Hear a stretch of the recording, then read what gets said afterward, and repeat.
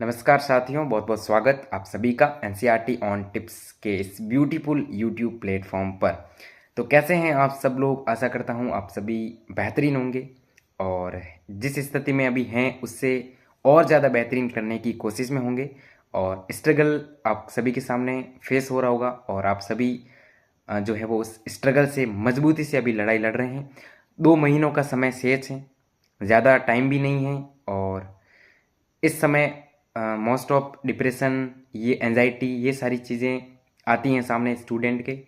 और जो student in सभी से लड़ के मजबूती से, मेहनत से इन सब चीज़ों को पार करेगा, एंजाइटी, डिप्रेशन, ये सारी चीज़ें जो अभी आपके सामने दिखाई देती है, वो स्टूडेंट नीट के अंदर अच्छे मार्क्स गेन कर सकता है। दूसरी जो चीज़ है, सबसे इम्पोर्टेंट जो चीज़ है नीट के अंदर मार्क्स गेन करने का या मार्क्स अच्छे लाने का, वो है आपकी पढ़ाई का तरीका। सबसे इम्पोर्टेंट तो यही, आप किस प्रकार से पढ़ते हो। किस प्रकार से पढ़ने का मेरा एक ही तात्पर्य है कि आप चीज़ें किस प्रकार ले रहे हो। तो आज का ये वीडियो मैं इसीलिए लेके आया हूँ और इस वीडियो में हम चर्चा करेंगे कि जो एनसीईआरटी है, आपकी जो बुक है एनसीईआरटी, जो एक प्रकार के से अपन कह सकते हैं कि नीट वाले स्टूडेंट के लिए वो गीता है, वही बाइबल है। तो बात ये है कि अगर आप एनसीईआरटी बायोलॉजी की सबसे इम्पोर्टेंट होती है, वो तो पढ़नी ही चाहिए आपको। साथ ही साथ आपको केमिस्ट्री और थोड़ी बहुत फिजिक्स की भी एनसीईआरटी पढ़ने की आवश्यकता रहती है। और जहाँ तक बायोलॉजी की बात है, नीट के अंदर पूरे के पूरे क्वेश्चन जो हैं वो एनसीईआरटी से ही पूछे जाते हैं। 95% या 97% जो हैं वो आपके सवाल एनसीईआरटी से बनते हैं और एनसीईआरटी की लाइनें ही होती हैं, एटलीस्ट कह सकते हैं एनसीईआरटी की लाइनें होती है। वो एनसीईआरटी से बाहर बायोलॉजी के अंदर बहुत कम चांस से पूछने के और कभी कभार ही पूछा जाता है। तो अब स्टूडेंट्स को चाहिए कि वो उनको एनसीईआरटी क्लियर चाहिए। सबसे पहली चीज़ तो ये है कि कोई भी चैप्टर हो, उस चैप्टर को पहले डिटेल में समझना पड़ता है कि क्या वो चैप्टर कह रहा है और क्या उस चैप्टर का मीनिंग है। और ये सारी चीज़ें आपको, आप जिस कोचिंग से पढ़ रहे हैं या अगर आप कोई भी ऑनलाइन प्लेटफॉर्म से पढ़ रहे हैं, तो पहले तो उस चैप्टर को पूरा डिटेल से बारीक से समझना पड़ता है कि क्या चैप्टर है, क्या इसका सिस्टम है पूरे चैप्टर का। वो सारी चीज़ें नोट्स वगैरह बनाते हैं। उसके बाद ये सारी चीज़ें करने के बाद, यानी कि आपने क्लास करी उस चैप्टर की, आपने उस चैप्टर के नोट्स बनाए, आपने वो नोट्स पढ़े, उसके बाद स्टूडेंट जो है वो एनसीईआरटी पढ़ने के लिए आ जाते हैं। अब एनसीईआरटी पढ़ते समय जो दिक्कत है मेन, वो दिक्कत ये है कि एनसीईआरटी पढ़ने का किस प्रकार का आपका तरीका है और किस प्रकार का तरीका यहाँ पे नीट में काम आएगा, वो चीज़ इंपॉर्टेंट है। स्टूडेंट, मैं मोस्ट ऑफ नीट के स्टूडेंट से मैंने मुलाकात भी हुई है, मेरे काफ़ी दोस्त भी हैं, तो उनसे मैं कभी कभी बातचीत करता हूँ एनसीईआरटी किस प्रकार से पढ़नी चाहिए। मैं उनसे क्वेश्चन करता हूँ कि आप एनसीईआरटी किस प्रकार से पढ़ते हो। तो बहुत सारे स्टूडेंट ऐसा जवाब देते हैं कि बस उठाई एनसीईआरटी और लाइनें लाइनें करते गए, अंडरलाइन करते गए और उन लाइनों को समझते गए और करते गए। ठीक है, अच्छा तरीका है, कोई बात नहीं। अगर आपको इस तरीके से बेटर लग रहा है तो ये सही तरीका है। लेकिन जहाँ तक मेरा मानना है और जहाँ तक नीट के पेपर की बात करें, तो वहाँ पे अगर आप एनसीईआरटी को, मैं जो तरीका बताऊंगा उस तरीके से अगर आप एनसीईआरटी करके जाओगे, तो बहुत कम चांसेज हैं कि आपका कोई सवाल गलत होगा। ऐसे बहुत कम चांस हैं कि आपका कोई सवाल गलत होगा। और अगर गलत, और अगर कोई ऐसा सवाल है, मान लो कि वो आपका ऐसे कन्फ्यूजन में है कि आपको आंसर परफेक्ट याद नहीं है और थोड़ा बहुत आपको पता है, उस स्थिति में ये जो तरीका है वो बहुत हेल्पफुल होता है। और तरीका मैं आपको अभी बताऊंगा। तरीका कुछ इस प्रकार है कि आपको एनसीईआरटी पढ़ते समय सबसे इम्पोर्टेंट चीज़ होती है एनसीईआरटी को डायग्राम से समझना। ये सबसे इम्पोर्टेंट बात है और ये सबसे इम्पोर्टेंट चीज़ है। क्यों ये सबसे इम्पोर्टेंट चीज़ है? क्योंकि अगर आप किसी चैप्टर को चित्र से जितना ज़्यादा समझने की कोशिश करेंगे, वो आपके मेमोरी में ज़्यादा टाइम तक रहेगा। जैसे कि अगर मैं आपसे बात करूं, आप सोशल मीडिया है, आप यूट्यूब वगैरह पे बहुत सारी वीडियोस आप देखते होंगे।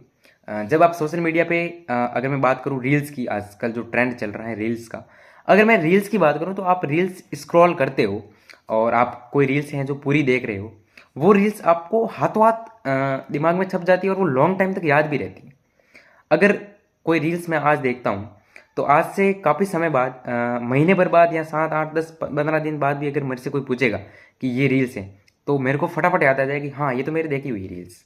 अगर मैं यूट्यूब पे बात करूँ, अगर आप कोई मूवी देख रहे हो, तो उस मूवी को अगर आपने गहनता से उस चीज़ को देखा है, उस मूवी को अगर आपने बड़े ही इंटरेस्टिंग तरीके से पूरे मन लगा के आपने अगर उस मूवी को देखा है, तो उस मूवी का एक एक सीन आपको दिमाग में फिट रहेगा, याद रहेगा। दोबारा अगर आपको वो सीन बोलने को भी बोलेगा ना, आप फट से मुंह से बोल दोगे कि ये उस सीन में कहेगा। तो ये चीज़ क्यों हुई? क्योंकि वहाँ पर पिक्चर वाली चीज़ें थी। पिक्चर मतलब फ़ोटो की बात कर रहा हूँ मैं, मूवी की बात नहीं कर रहा। फ़ोटो वाली चीज़ें हैं वहाँ सारी, डायग्रामिक चीज़ें हैं। पिक्चर देख रहे हो तो वहाँ सीन्स फोटो में दिखाई जा रहे हैं, लिखे हुए नहीं आते हैं, वहाँ फोटोज़ में दिखाई दे रहे हैं। रील्स देख रहे हो, आपको सारी चीज़ें फोटो में कैप्चर दिखाई दे रही है।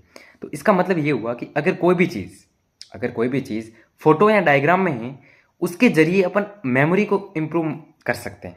इसका मतलब अगर कोई फ़ोटो है या फिर कोई भी वीडियोज़ वगैरह हैं, वो चीज़ या फिर कोई डायग्राम है, उसके जरिए अगर हम किसी चीज़ को देखेंगे, उसके जरिए किसी चीज़ को समझेंगे, तो वो जो चीज़ है वो लॉन्ग टर्म तक याद रहेगी, वो लॉन्ग टर्म तक याद रहेगी।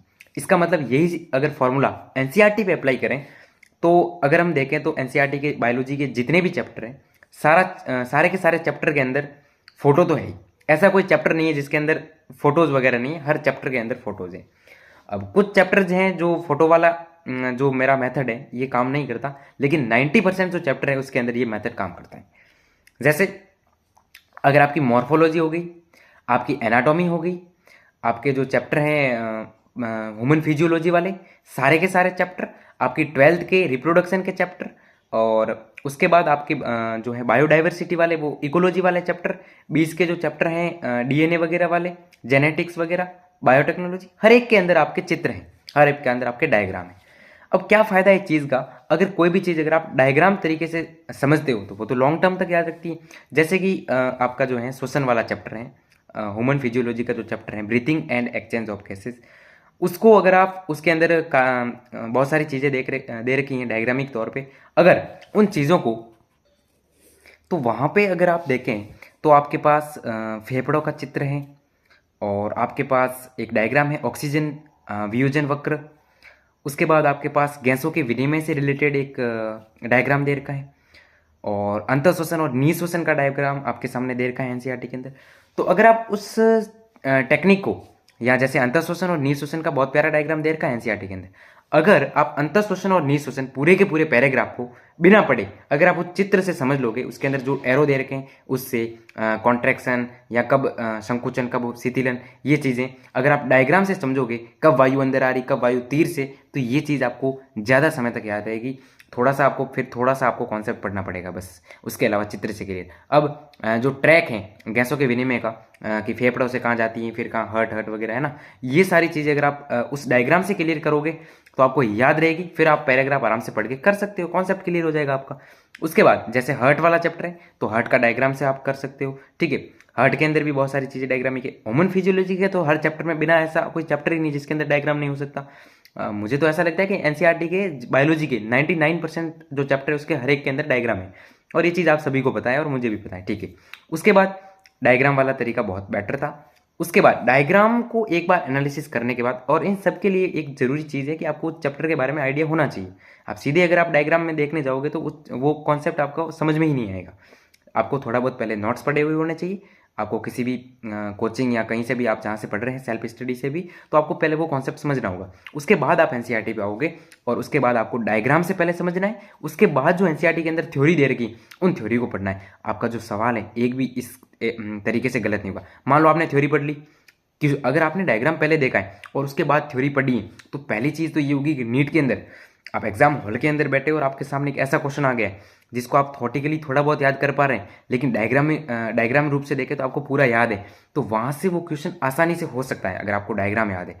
डायग्राम से आप थ्योरी क्रिएट कर सकते हो, और वो उस थ्योरी से आप उस क्वेश्चन को हल कर सकते हो। ऐसी बहुत ज़्यादा हेल्पफुल होगी ये ट्रिक, आप ज़रूर इस्तेमाल करिएगा इस ट्रिक को। सारे के सारे चैप्टर के अंदर डायग्राम है, और सारे के सारे चैप्टर को जहाँ तक हो सके, ऐसी बात नहीं है कि हर चीज़ डायग्राम से क्लियर होगी, कुछ चीज़ें आपको पढ़नी भी पड़ेगी, कुछ नाम ऐसे जो आपको रटने पड़ेंगे, याद करने पड़ेंगे, तो वहाँ पे ये डायग्राम काम नहीं आएंगे ना।